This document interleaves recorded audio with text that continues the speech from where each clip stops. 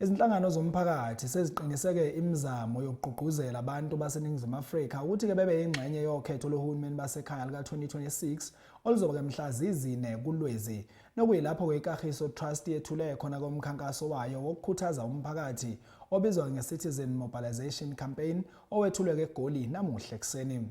Lo mkhankaso kuhlanganisa izinhlangano zomphakathi ngemizamo yokuqinisa ukuzibandakanya kwawo umphakathi kanye nokuvuselela ukwethembeka kwentando yeningi njengoba kubhekwe okhethweni. Inhloko yenhlangano yezokhetho Electoral Commission uSaima Mabulo naye wethuleke inkulumo ngenkathi kwethulwa lo mkhankaso njengoba eya ngokuqina malungiselelo osuku lokhetho. Inhlangano ebhekelele ukuthuthukiswa kwezimpilo zabantu baseNingizimu Afrika iKagiso Trust ihlanganisa ababambe iqhaza kule nhlangano kanjalo nekhomishani yangamele ukhetho kuleli u-IEC ukudingida ukhetho lwasekhaya oluzobanjwa ngoLwezi wakulonyaka. Ikhomishana izwakalise ukukhathazeka ngokwanda kwezikhalazo kosopolitiki abafuna ukuphazamisa ukusebenza ngendlela. There's an emerging trend in South African society about the weaponization of objections.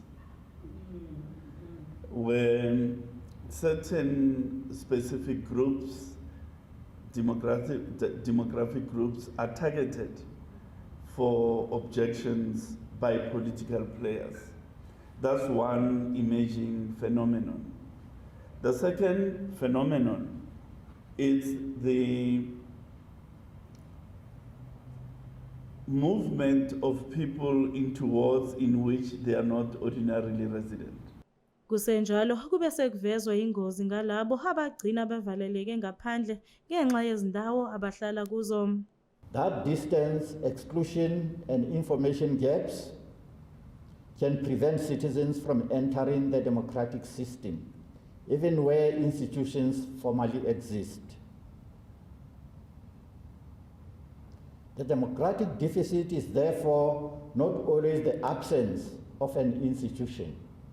It is often the distance between that institution and the citizen it is meant to serve. Our engagement with young people reinforced another lesson. Youth participation cannot be ceremonial. It must shape the language, platforms, and practice of democracy. Because the youth are the most important ingredient of an effective democracy. A new generation will not necessarily enter democratic life through the same doors or in the same language as generations before it. Institutions and civil society must be prepared to meet young people on their own terms. U-IEC uveze ukuthi zingaphezulu kwezigidi ezingama-20 izikhungo zokuvota ngoLwezi kwelakuleli. Kanti-ke isifundazwe saseGoli sihamba phambili ngabantu ababhalisele ukuvotwa silandelwa iKwaZulu Natali. Ezindabeni zeSoweto TV, ngikuNokulunga Mthembu ngisekuruleni.